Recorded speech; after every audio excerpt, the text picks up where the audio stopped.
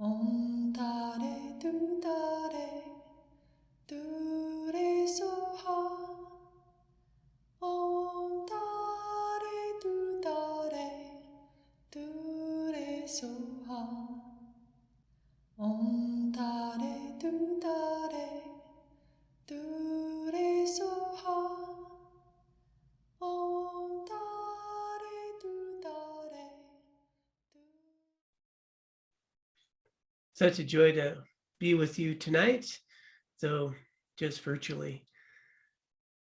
What a gift it is to be able to have access to some technology where we can continue these precious teachings no matter where we are.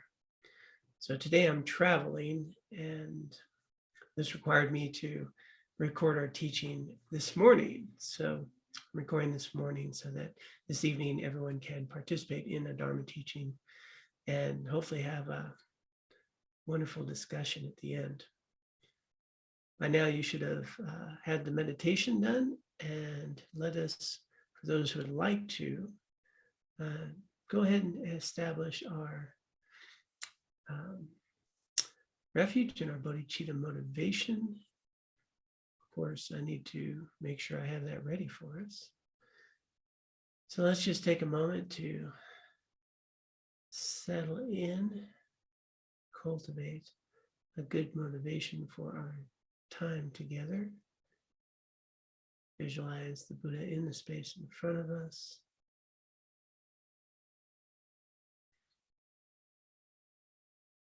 And let us begin. I take refuge until I'm enlightened in the Buddhist, the Dharma, and the Sangha. Through the positive potential I create by practicing generosity, ethics, patience, joyous effort, concentration, and wisdom, may attain Buddhahood in order to benefit all sentient beings. I take refuge until I'm enlightened in the Buddhist, the Dharma, and the Sangha. Through the positive potential I create by practicing generosity, ethics, patience, joyous effort, concentration, and wisdom, may I attain Buddhahood in order to benefit all sentient beings. I take refuge until I'm enlightened in the Buddhist, the Dharma, and the Sangha. Through the positive potential I create by practicing generosity, ethics, patience, joyous effort, concentration, and wisdom, may I attain Buddhahood in order to benefit all sentient beings.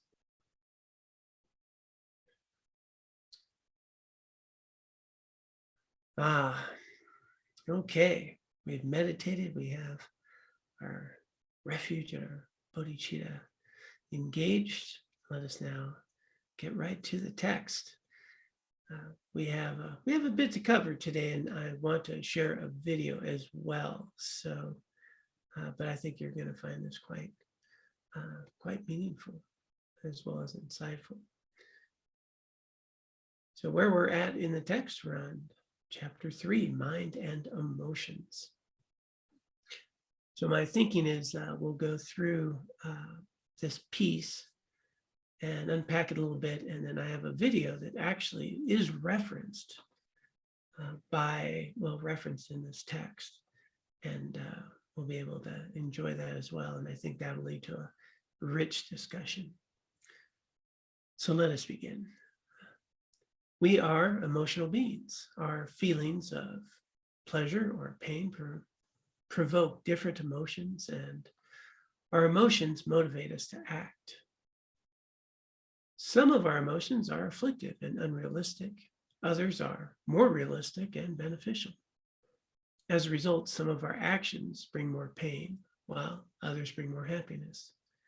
It's right here we can see that it's going to be very important in our lives to learn how to cultivate the realistic and beneficial ones.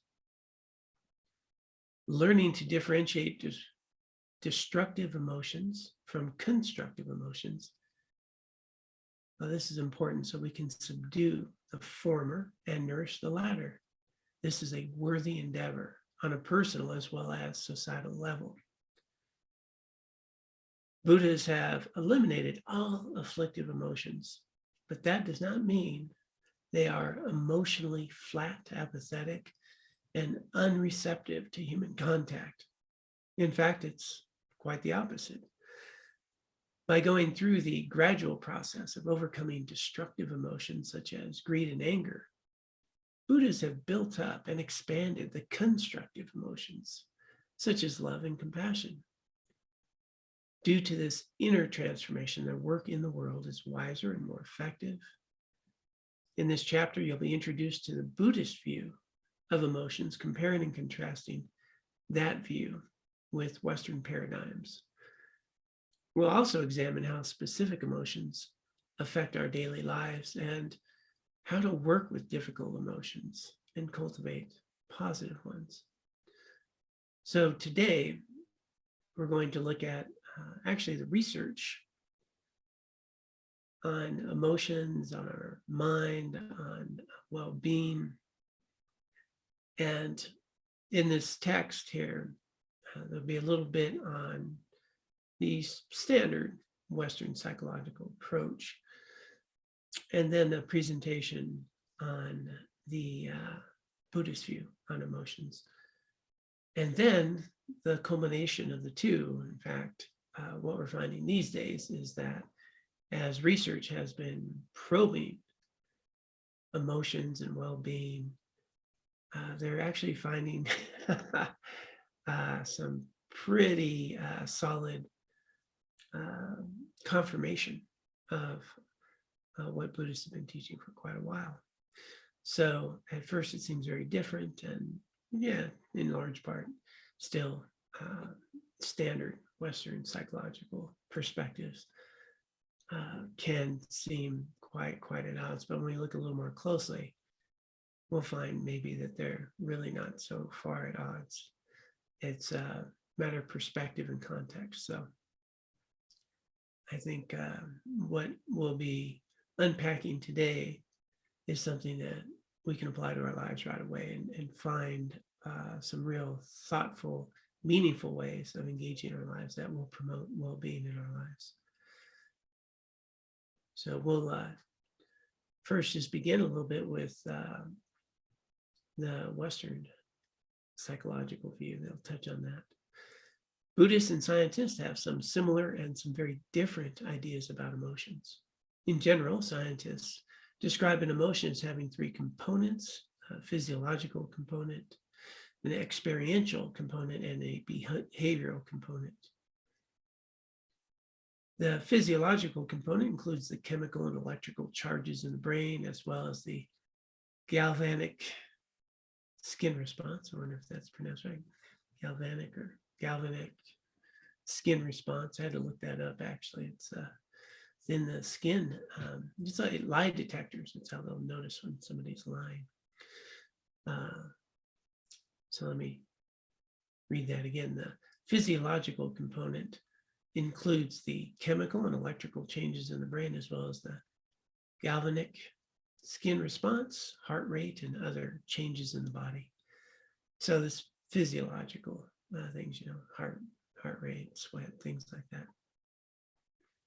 The experiential component is the subjective experience, the psychological mood or feeling aspect of an emotion. And the behavioral aspect includes the words and actions of a person motivated by that emotion. So these three components, again, in general. From a Buddhist perspective, emotions are mental states and subjective experiences. They may be accompanied by changes in the body's physiology, but the brain's activities are not the emotion itself.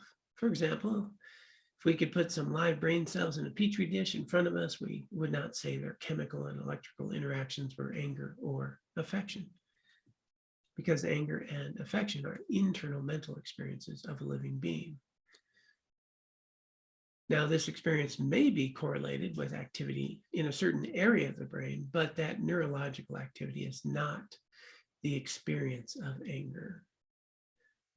Similarly, an emotion may lead to an action, but that action is an effect of the emotion, not the emotion itself. Consequently, of the three components that were mentioned, Buddhists speak of emotions only in terms of the second, what we experience, feel, and think. So I think probably most of us actually kind of think about it more like that and don't realize that there are these physiological aspects Though if we look deeply, you will find generally that if you're angry, you're going to make an angry face, your body's going to tighten up. There's going to be this physiological response related to it. The point the Buddhists are making is, well, for some people, may not have that response actually, and might have a very different one. So some people can have a very calm reaction in anger, and as anger comes, not be as affected physiologically with it. And we may or may not act on that anger. So just making a little clarity here is that there's going to be a correlation between an emotional experience and what's happening in the brain. Areas of the brains that do get activated. But they're saying just because chemicals and electricity are happening, that's not anger, that's not affection. There needs to be other aspects. And again, from a Buddhist perspective, the mind is not the brain. They are correlated. They are, hand in hand with each other. So that'll be the point they're going to make here. So Buddhism does not deny that the mind and body affect and influence each other. When our knee hits the table, our mind experiences pain, and we may become irritated. When our mind is calm, our physical health improves. In commentary on reliable cognition, Dharmakirti says that when the body's healthy, we're feeling pretty good and perky, attachment to sexual pleasure increases in the mind. Whereas when the body is weak, anger arises more easily. So it's not saying that every time you're healthy, you're going to have sexual desire, but that obviously that will be much more effective and available if you're healthy and feeling pretty good. Whereas when you are weak, tired, anger is much easier to arise. In other words, how we're feeling at a given time is going to have an impact on our desires, our attachments, and mental and emotional states. On a subtler level, certain emotions correlate with specific chemical and electrical changes in the brain. They're very subtle, so certain emotions, very directly, very specific to certain, what they're saying here, chemical and electrical changes in the brain, so certain functions right there. Does this correlation indicate a cause and effect relationship? Science has made fascinating discoveries correlating different cognitive and emotional states with specific areas in the brain, and in particular, neuron activity. But we must be careful not to attribute causality when there is merely correlation. In other words, as I get angry or I get excited or whatever, we'll notice certain areas of the brain, certain activity. But there's also going to be certain areas of the brain that there's the same areas of the brain, but we can have very different emotions taking place as well. So they're correlated, but causality, Buddhism saying, that hasn't been proven. Whereas some scientists believe that physiological events in the brain cause emotions, Buddhists think that in general, the mental states precede the physiological changes. So that's this very different view, which just says is mind is primary. So that there is something that precedes that activity in the brain, not that the activity in the brain and then the emotion, that there's some mental states that precede it that actually move the activity in the brain. So this is an important area open for research. And in recent years, many scientists have begun to explore it. But regardless of whether the subtle changes in the brain cause or are caused by or simply correlate with emotions, Buddhism emphasizes that emotions and feelings are mental states in living beings. So that's also a good, real important thing to remember is let's be open to the research. Yeah, if you find out that the brain is actually causing, well, let's check that out. If the mind is then impacting the brain, let's check that out. Buddhism is about exploring and understanding and wanting to know what's true. So that's important. And here at the end, or that last sentence, is that regardless of whatever we find, what Buddhism does emphasize that emotions and feelings are mental states in living beings, and that can happen, in any way that this winds up cause and effect. And here's a point: without mind, there is no experience. A corpse certainly doesn't have love or hatred, and a group of neurons or a cluster of genes does not feel pleasure or pain. Living beings do. Feelings, emotions, thoughts, views, attitudes, and so forth occur in the mind. They're mental states experienced by living beings, which then, of course, impact the body, brain, all these other things, and may or may not lead to an action. So these mental states motivate our physical and verbal actions. It is unreasonable and even dangerous to say, my biological makeup makes me harm others. Such an attitude leads us down the slippery slope of abdicating responsibility for our actions by attributing their causes to physical elements over which we have no control. Right? Very dangerous. That's in my DNA. It's in my very makeup to be this kind of person. In addition to creating a sense of powerlessness in us, could be used to justify eliminating individuals with certain genetic or neurological makeups. And that's really dangerous, right?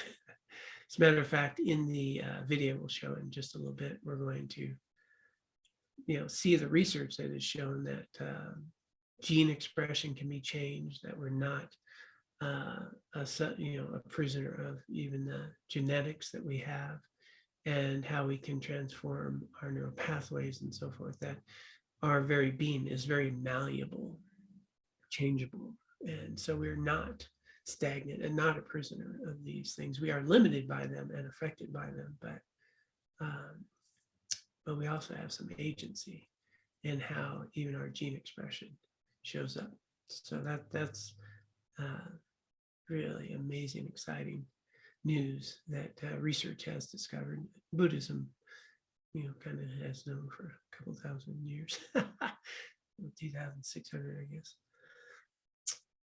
The vast majority of our physical and verbal actions are prompted by intentions in our minds, and these intentions are influenced by our feelings, emotions, and views.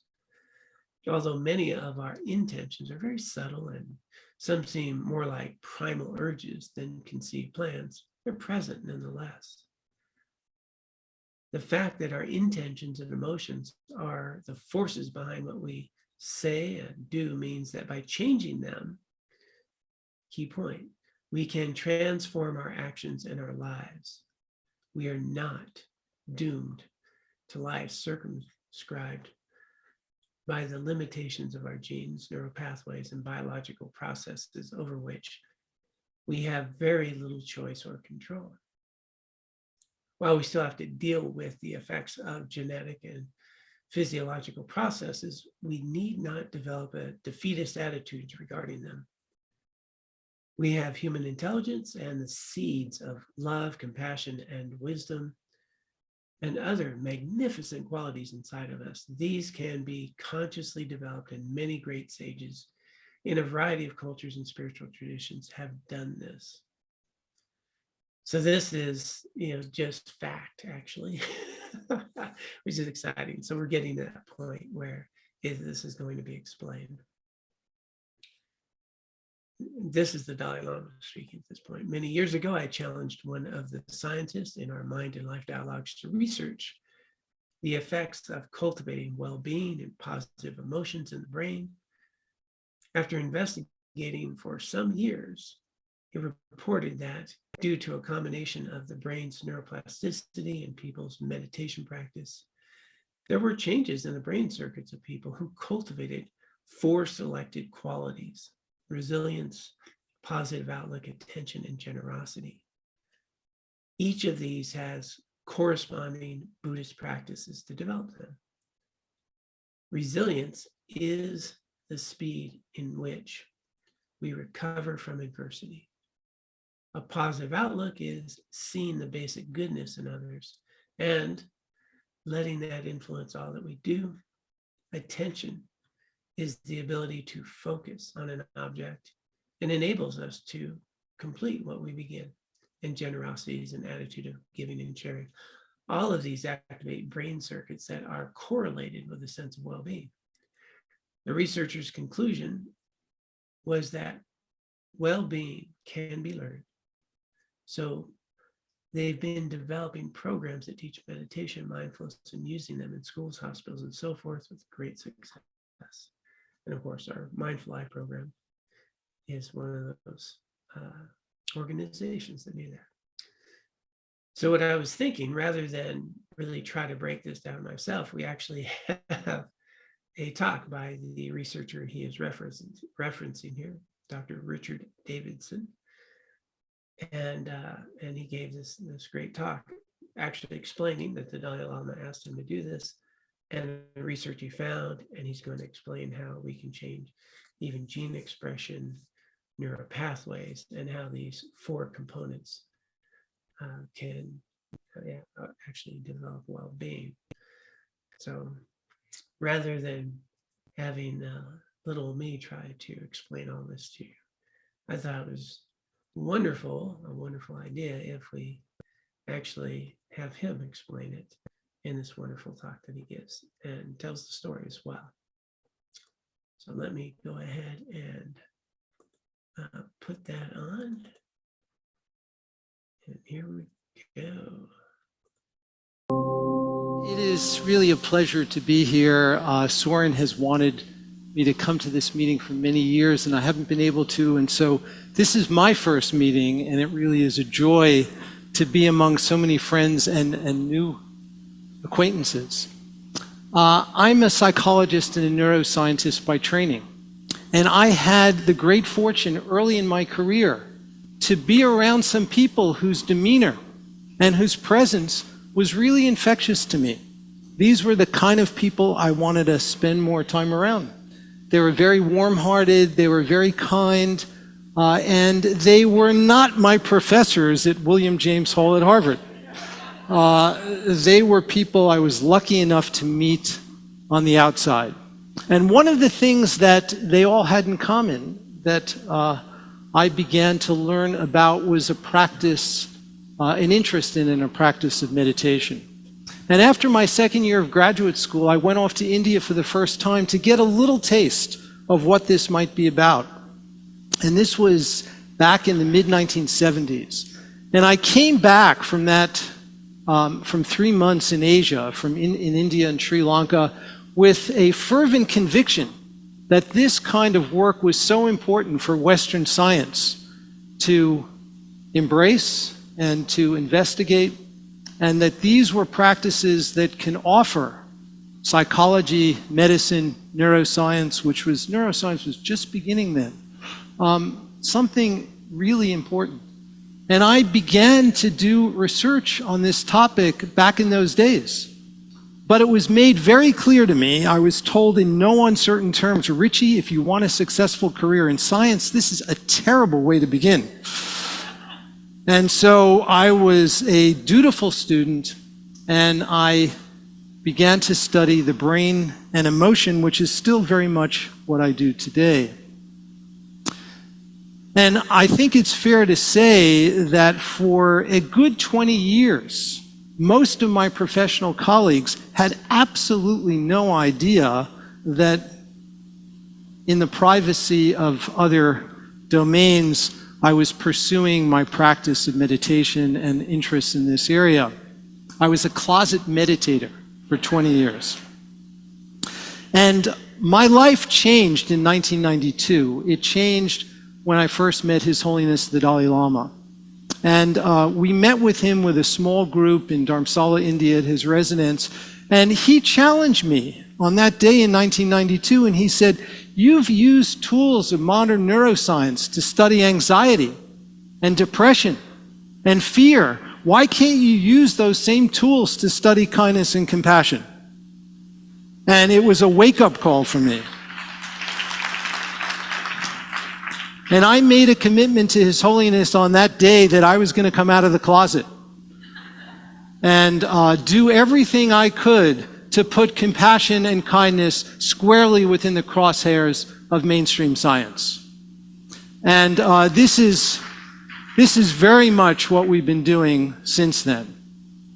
Now, let me just say a little bit about why pursuing this work today is so different than it was when I began in the mid-1970s. There are 4 major developments in modern science which have enabled this work to go forward. And I'd like to just name those 4 themes because they're so central to all of this work. The first is neuroplasticity.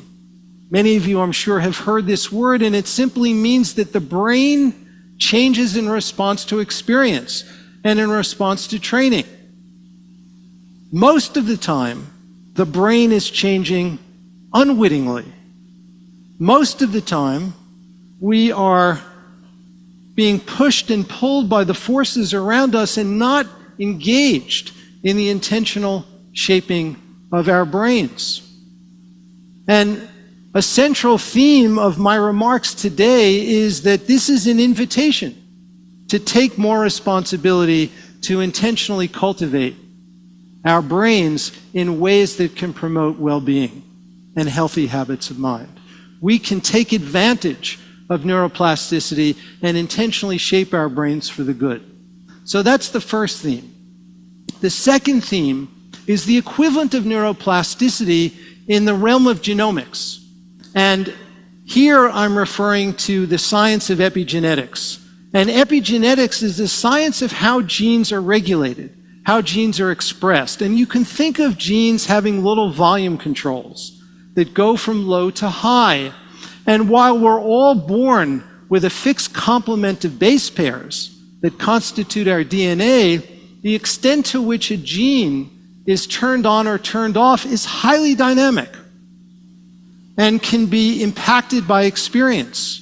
We know, for example, from hard-nosed biological research that the way a mother interacts with her offspring can significantly impact the regulation of genes in the brains of the offspring. And the regulation, the alteration of gene expression can persist for the entire duration of that offspring's life, based on these early interactions between the mother and her baby.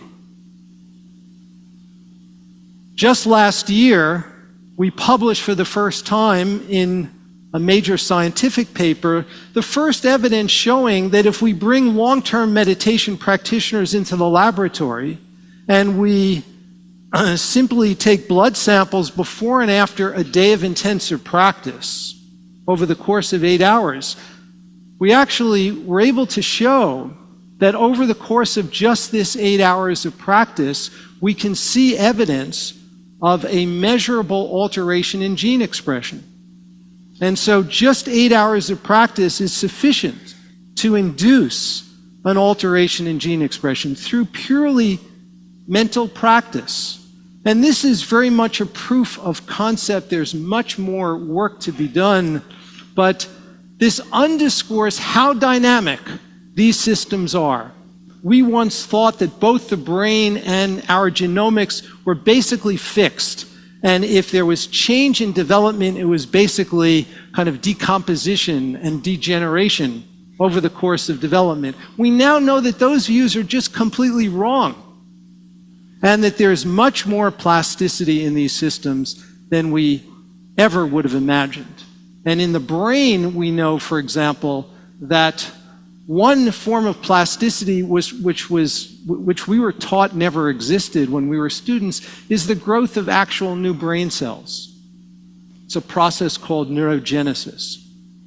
So those are the first 2 themes, neuroplasticity and epigenetics. The third theme is the information that is now available on the bidirectional highways that exist between the brain and the body.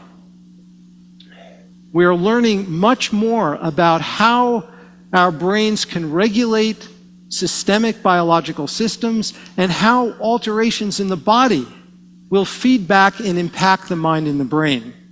And so it is through these bidirectional highways that we now have very good evidence to show that high levels of well-being are actually associated with better physical health.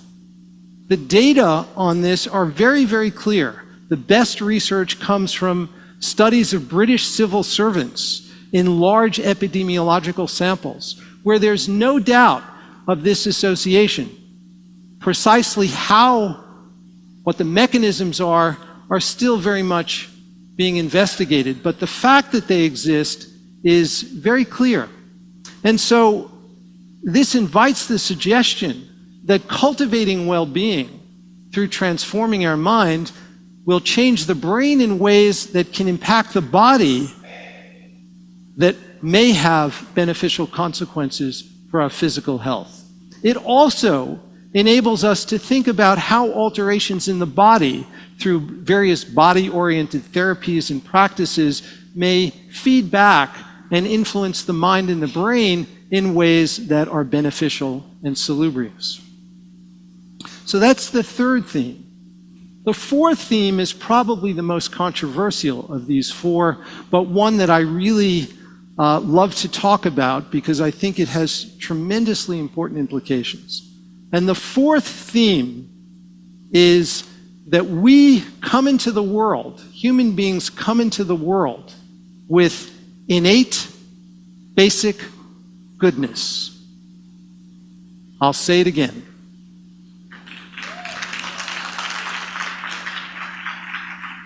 We all come into the world with innate, basic goodness. And what I mean by that is that early in life, if you give an infant a choice between a warm-hearted, altruistic encounter compared with an encounter that is selfish and aggressive, the data are unequivocal. Infants 6 months of age clearly show a preference for the altruistic and warm-hearted encounter. Now, how do we know that? Well, we can ask a 6-month-old baby. Now, how do we ask a 6-month-old baby? Well, one of the ways that we can ask a 6-month-old baby is by actually using very sophisticated eye tracking technology. We can use infrared technology to track exactly where a baby's eyes are fixated. And you can show video clips to a baby, you can have actual live encounters, and you can monitor where the baby prefers to look. And the data are so clear that infants as young as 6 months of age have a very strong preference for looking at altruistic and warm-hearted encounters. Now, there's a lot more evidence along these lines, and I should say also that this evidence is not restricted to human beings. There is now growing evidence to suggest that other species exhibit this kind of preference for innate basic goodness as well.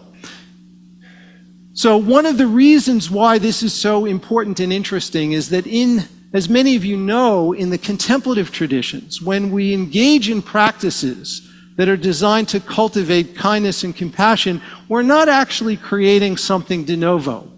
We're not actually creating something that didn't already exist. What we're doing is recognizing and strengthening, nurturing a quality that was there from the outset. And in this sense, I often say that qualities like kindness and compassion are very much like language.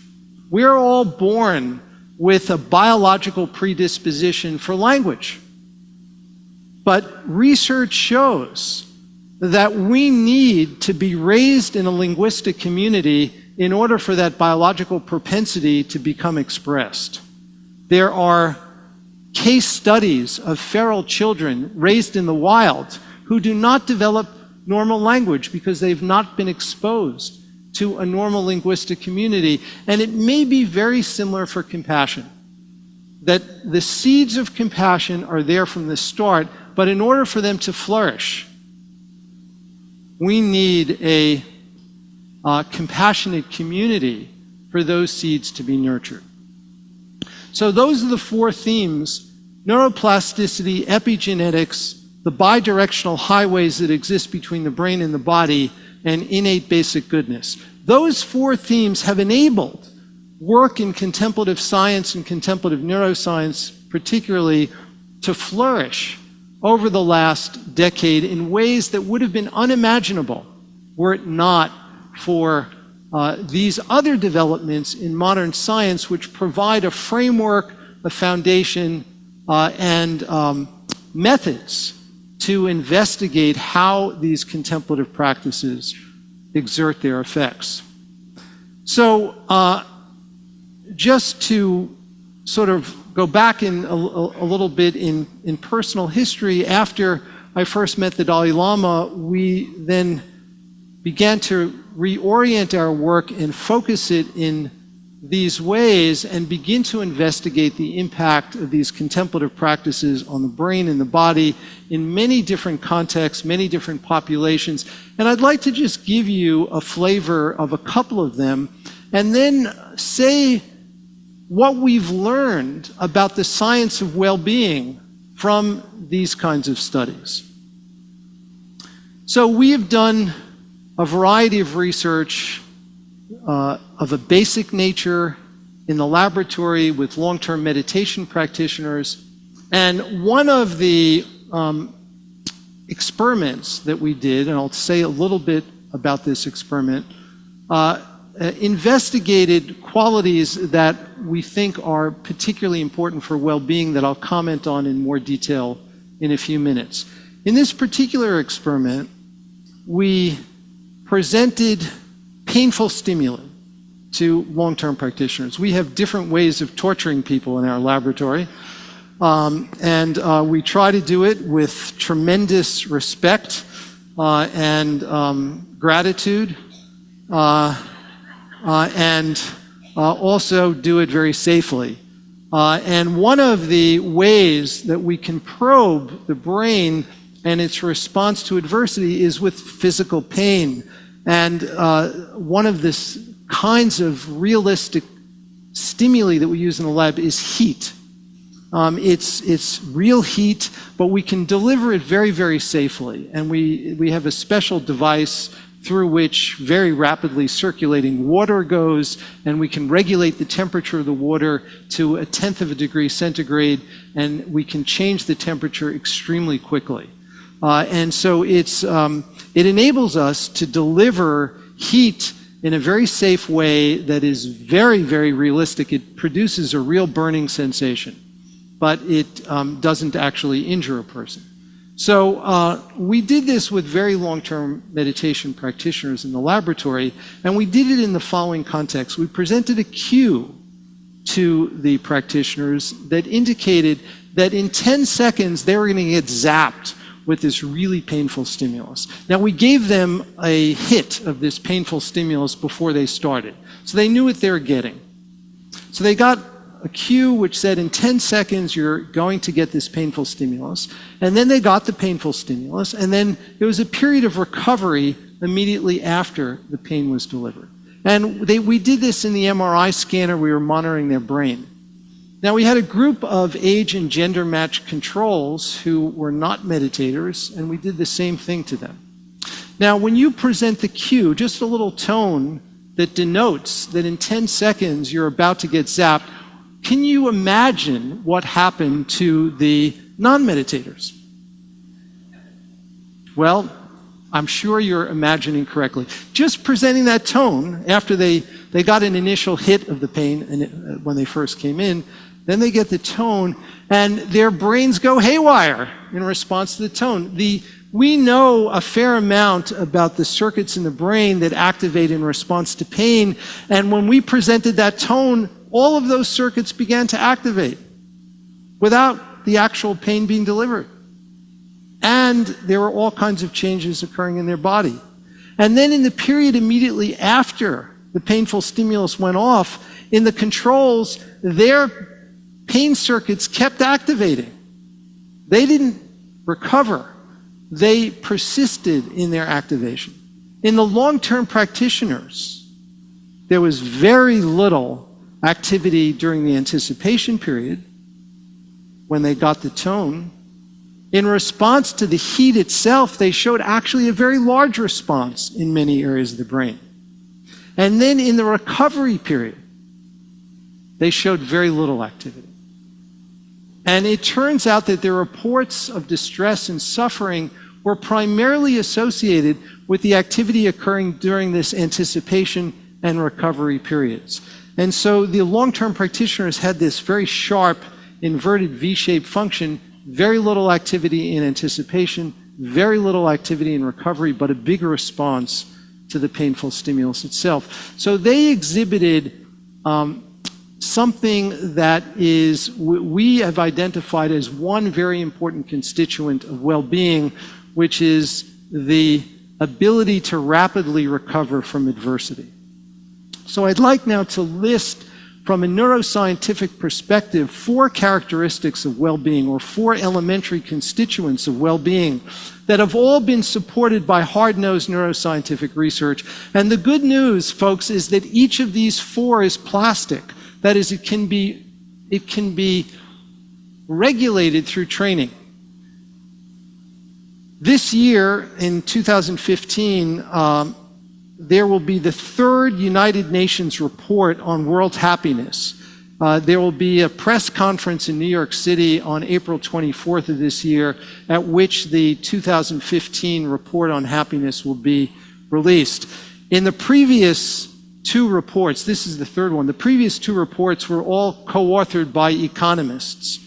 And this year, they brought yours truly in. So I'm the lone non-economist. And so for the first time in the World Happiness Report, there actually are, there's mention of compassion and also of meditation for the first time.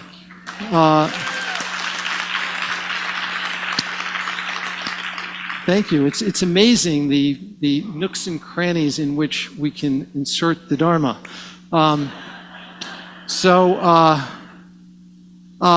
So in this report, we talk about these 4 constituents of well-being. So one is, we call resilience, the ability to rapidly recover from adversity. The second constituent of well-being is, in many ways, the flip side, and that is the ability to have a background glow of positive emotion, or another way to think about it is continuously reminding ourselves of innate basic goodness and having that infuse all of our interactions. Now, each of these is associated with very specific brain circuits that have been identified in neuroscientific research. The 3rd constituent of well-being is generosity. The most effective way to activate circuits in the brain associated with well-being and positive emotion is through generosity. And the data are really strong. So this is not a theory. This is hard-nosed neuroscientific evidence. And the 4th constituent of well-being from a neuroscientific perspective is attention, the inverse of mind wandering. When people are mind-wandering, they typically report that their emotions are dysphoric. When people are in the groove, in the flow, when they're in the present moment, they have much higher reports of well-being. Each of these 4 constituents is mediated by different circuits in the brain. Each of these circuits exhibits a lot of plasticity. With regard to the 4th component, this is a component that I've been interested in for many years, and my interest was first kindled when I read William James's Principles of Psychology, the famous 2-volume tome that was published in 1890. And in that book, he has a chapter that's devoted exclusively to attention. And he said in that chapter on attention, he said the following, and this is a quote from William James.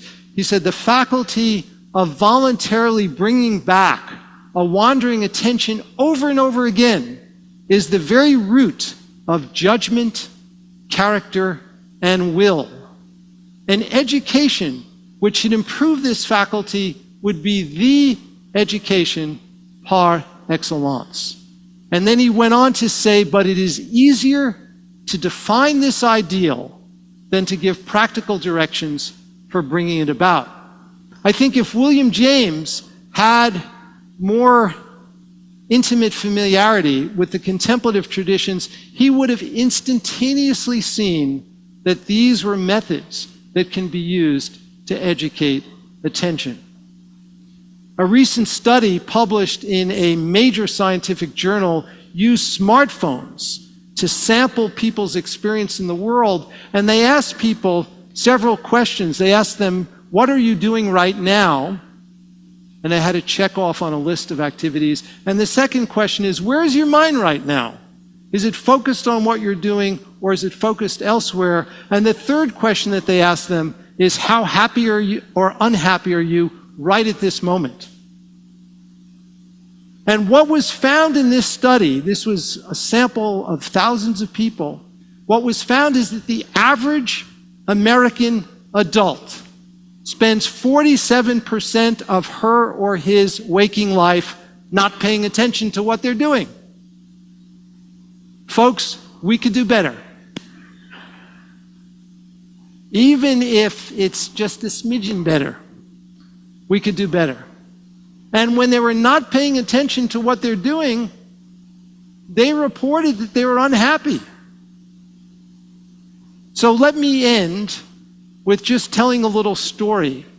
I was in Dharamsala with His Holiness the Dalai Lama on one occasion, and during a tea break, I was with him with just one other person, so just the three of us, and there was the person who was with me was this really crazy Japanese scientist. And the Japanese scientist leans over and he said to His Holiness, Your Holiness, can you please tell us the time in your life when you were the most happy? And I thought that's a really interesting question. And just like that, His Holiness said, right now. Thank you very much.